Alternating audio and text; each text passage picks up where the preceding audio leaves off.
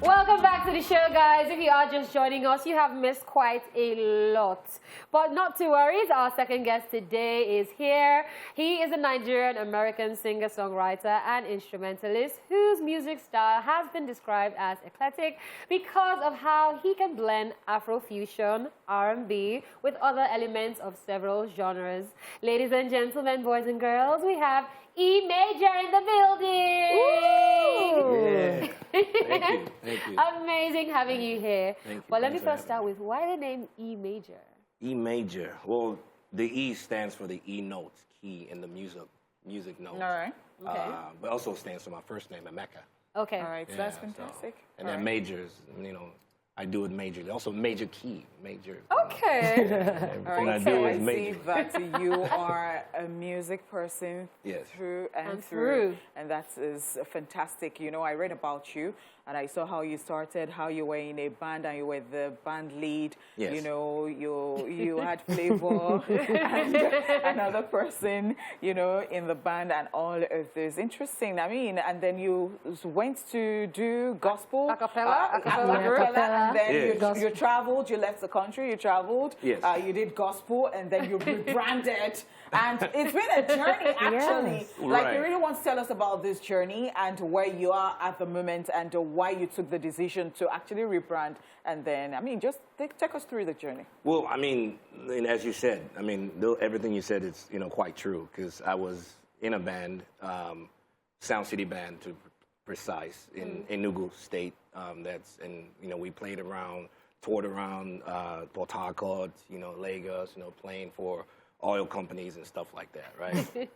So then Flavor that you spoke of, used to, he was, starting up, back then, So, but the point is, it's all about the music for me. So music, be it playing instrument, I play guitar, I play piano, or singing, or just being in a live band and just being able to create the atmosphere, is something that I've always enjoyed, doing. So it wasn't difficult for me to rebrand myself, because if it has to do with music, well, I'm there. I want to do it. So that's pretty much it. So with the gospel, again, I feel like it's God's gift, right? That's given to me. So I give it back. I was singing in churches, I led the choirs and did all that, right? But it's still, everything is all about the music. So now back that I'm doing the music I'm doing, I'm still cognizant of, the type of image or imagery that I want to portray out there. I'm still cognizant of the words because, as you can see, it's all about inspirational, uplifting music, talking about mundane things of life, health and wholeness, pretty much. So I'm staying in that arena. I want to be talking about that. All right, so from your single Nema, yes, the first one you dropped after the whole rebranding and everything, I see you spoke about women and everything. What inspired it? The inspiration was my mom. Just trying to depict, and also the women in general, because I feel like it's not being talked about. We're living in a man's world, as we all know, and we've come a long way to where we are today, with everything else that's been going on. But it's been a long time. It should have been, it should have been before now. That's what I'm saying, right? Yeah. But yet, we still have a lot more ways to go, right? So I felt the need to pen that down, because my mom, I watched it firsthand, what she did and how she multitasking, did all that I enumerated in the song, right? Just to help my dad out, to help us grow, even though we didn't really have it, right? So I watched her do all these things, and she succeeded in doing all that. She never had a vacation, none of that stuff. Wow. So, so I felt that, it was necessary to just do that. And also to let it be like a springboard to, bring up women, because beyond the four walls of marriage or beyond the four walls of taking care of your children, there are women in a professional world, there are women as presidents and stuff like that. We cannot, limit these things and start looking at, women as second-class citizens and stuff and not giving them the accolades that they rightfully deserve, because that's really what's going on. Now we have women in the army and stuff like that. So the point is, give honor and respect to whom honor is due. That's really the reason why I had to pen that song down. Okay. When are you running for president? Yeah, yeah, because that's like a propaganda already. Love that. So you have another song, Malugo. Malugo, yes. That has a completely different theme. What is that about? Well, it's about struggle. I mean, it's about my story, actually. You know, going from, you know, a situation that you feel like you're never going to make it, or people actually saying, well, you're never going to amount to anything. Yeah. So it's Malugo, you know, the word, it's actually Mili Malugo, meaning the drench of an eagle, because an eagle is a representative of regal and, you know, beauty and strength. You know, that's why most countries, we have it in our flag, Nigerian flag. It's in pretty much all the countries' flag because of what it represents, right? Yeah. But when the eagle gets drenched with water, it's supposed to, I mean, when you're drenched with water, nobody wants to go out in the rain, you know? So, but this drench of an eagle is actually going to make it better. So whatever you're going through right now, that it's supposed to be something that's going to make you better. You know, if you work hard, if you're persevering. I'm not talking about trying to make it fast or trying to do something, you know, nefarious to hurt somebody or whatever so you can make it fast. I'm talking about when you're dedicated, you're working hard, you're patient, you know, you're constantly, you know, honing your skill to get there. You are going to get there despite what people are saying against you or saying about you. All right. From a negative standpoint. The song Malugo actually charted #1 in Ghana. Yes. YouTube music. Yes, ma'am. And it has 4 million views. No doubt. Streams, right? yes. Streams, yeah, worldwide. All right, so that's fantastic. I mean, how do you feel? I mean, what were those things that you put together? And it's actually trending on TikTok too. Yes. So you want to tell us about it? So, wait, Juju. I wish. No, I don't. It's just, I mean, it's I just... was just joking. No, it's just, I think it's, you know, it's God's grace, you know, and, you know, a team effort. You know, I have a great team working, you know, behind me. Motion Major Records has been supporting, you know, with everything we're doing, getting the right people. If you have the right people and the right music, you know, and have it out the right time, have the right team, and then with God on your side, there's no, you can go anywhere, you know, you want to go because you're doing the right thing. Yeah. Very So true. I'm sure when you saw all of that, you were excited because obviously you had a lot of expectations. Yes. Like, what were you expecting? Well, I mean, for me, it was always been about the music, just and having my voice heard in terms of having those things lyrically that I want to put out there. That's really what it was always about. I can't tell you that I was really concerned about, you know, everything else or like all the glory and all that. It's about the message for me. So as long as I focus in that, you know, I'm fine. And I was really, you know, excited that the fact that it's, you know, it's really growing and it's doing all these things and people are calling me and sending me messages. Wow, this really spoke to me, you know, and that's what it was about. This spoke to me, you know, this is like my situation, you know, so Yeah. All right. Yeah, very inspirational. All right, we will go on a quick music break. And when we do get back, E Major will still be in the building. And ladies.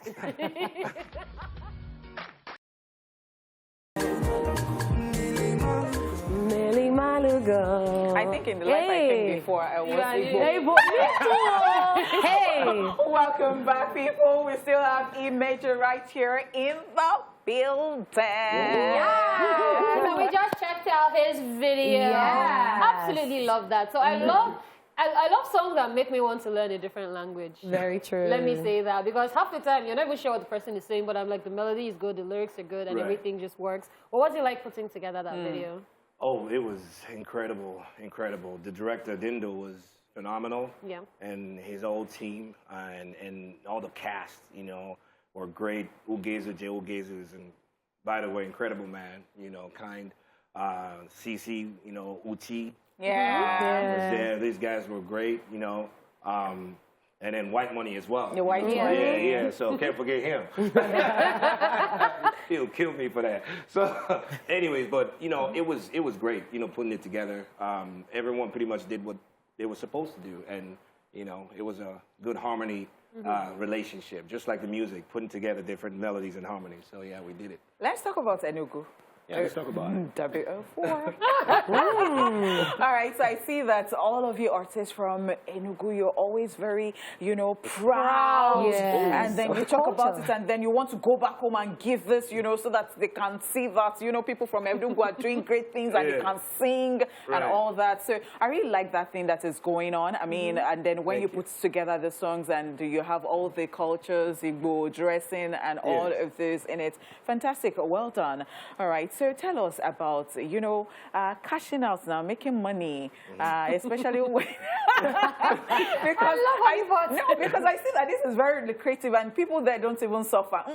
Even when they decide not to come to Lagos, like we know them. Yes. And, you know, there are these brands that, you know, they just focus on, you know, the States and, you know, they have certain drinks that, you know, they like down there and all that. So tell me, how has that been profitable for you as an artist, as a musician, as, you know, an entertainer? How do you, I mean, look at, it was just December yesterday, and people made a lot of money, and they rested the whole of January. So they are just coming out for interview in February.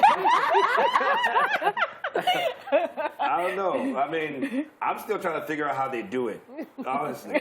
To be honest with you, you know, because, you know, it is, I guess all I can say, it is, it's innate, you know, with the people from Enugu, you know, Coast City, we kind of just vibe that way. You know, I don't think it's something that we all kind of talked about, like say, hey, this is how we're going to do it. This is how we're going to represent, you know, across the globe and stuff like that. I think it's just, you know, growing up and everyone having similar upbringing, you know, with that. You know, that's really what kind of makes it. You know, we all watched the same TV shows. We all grew up, you know, with the same issues. We all went to the village, you know, during Christmas and stuff like that. We all have those relations and stuff. So I really think that's really what it is, really, at the end of the day. And we're proud of it, you know. And I think everyone should be proud of where they're from. Yeah. Yes, we are. Yeah. We all are. Yeah. No doubt. Okay, so you have an EP, you have an album. Yes. And what next? What else are we expecting from E Major? Well, I do have the EP. The album is not yet because we have singles and collaborations that are coming up. Yeah. Currently going to be working with Mastercraft. So yeah, that's one of the reasons why, you know, I'm here. So we're doing that, and then subsequently collaborations. We don't even know who it's going to be yet, but there's a lot of people, men and women. Man, if you ask me, Davido, man, David's my guy. You know, so anytime, you know, I'm hoping to do something with him. You know. But there's a lot of, you know, men and women, you know, that I respect and admire in the music industry that I would like to work with, you know. So it all depends on the, you know, Motion Major Records. Once the songs, you know, come out, you know, they're going to check out and see, you know, who do they think, who's best fit for this. You know, and that's what we're going to do. So, yeah. Love that. Okay, so you said working with Mastercraft, that's why you're here. So people are going to be thinking, oh, my God, he's probably not around. He just breathes in, breathes out. How are you balancing not being here and being here? Oh. Well, that's a good question. I mean, I'm here, I mean, all the time. It's just that, you know, I'm also, you know, an American, so I constantly shuffle back and forth, you know. Okay. So I, you know, but you're ready to put in the flight hours, like. Oh, most definitely. I'm only a flight away, but I'm usually here, you know, for half of the year. You know, so that's pretty much it. Like, you know, pretty much every other Nigerian that have the ability to do that, you know, just travel out or whatever and spend 2-3 months or whatever and then still get back here and do their thing. So, you know, I'm just doing mine on a, you know, a different level. So, yeah. All right, let's talk about how, you know, Nigerians have put us on the map. No doubt. You know, on the world's map. No doubt. And we're doing fantastically well. Yes, of sure. Tell me how you feel about that. And, you know, how do you see yourself getting into this too? You know, because people are submitting their works to Grammy. Right. They are, you know, they're just showcasing their talent and eyes are opening. That's people right. are taking certain routes that they did not even know about before. That's right. That's right. You know what? I feel I'm very encouraged by that. But I'm not surprised at all. I'm not surprised because this is something that that's who we just because it's taken so long to actually notice us and 419 and all those negative things have, you know, that they talked about us, or all the negative connotations that they said about us kind of, you know, shielded the truth about who we really are and the talents and, you know, the intelligence that, you know, Nigerians actually carry. You know, doesn't mean that, you know, it was only a matter of time that we see what's going on right now. Sure. And I'm saying I'm not surprised because when you go even as far back as history, when the slaves were brought to the Americas, so these slaves that, you know, and these music that we're talking about right now, I'm just saying that it's coming back to roots pretty much on a positive way. Because we are the ones, you know, those slaves that went out there in the Americas were the ones that created jazz, were the ones that created all these music that we're talking about, but we were never given the recognition and the respect that we're supposed to have been given. So now that we're receiving it, we shouldn't really be surprised because this is something that we have been doing. We did. We brought it to the Americans. We deserve the accolades. We deserve that. Yes, and we're going to do a lot more than that. This is only the beginning. Okay, so we're speaking about you working with Flavor back in the day. Right. Let's go back in time. That's right. So you used to work with, I don't know, back then, I think they used to call him King Eli, or was it Lord Eli? Oh, Lord Eli. Yeah. Lord Eli. Now he's known as Two-Face Idibia. That's right. That's right. So how was it working with him back then, and then the evolution from Nnaji to Major? Guys, he used to be known as Nnaji. Well, Nnaji is my last name, yes. And, you know, with Lord Eli, we were more of rivals back then, you know, because back then, you know, doing school shows and stuff like that, you know, and doing jingles, you know, for radio stations and TV stations and different businesses and stuff like that. Nice. You know, so he would do his own jingle, I'll do my own jingle, and we'll try to see whose jingle is better. You know, I think he had one jingle called, "Can somebody get down? Ooh. I know you want to party. Wow. Can somebody get down?" And I heard that song, I'm like, whoa, what did that dude just do? I gotta do mine. So what did you do? What did you do? I did some ABS, you know, commercial that wasn't really flowing like that, man. So no, but that's what it was. It was competitive, you know, and until, you know, I left, you know, the country, you know. But yeah, you know, it was really competitive back then. And we would have school shows and stuff. We'll go out there, you know, perform, and, you know, girls would be like, yeah, you know, yeah. Oh, really? Oh, my word. Thank you so much. Thank you so much for coming. Guys, that was E Major. Make sure you check out his music. And, of course, show him some love when you see him around, all right?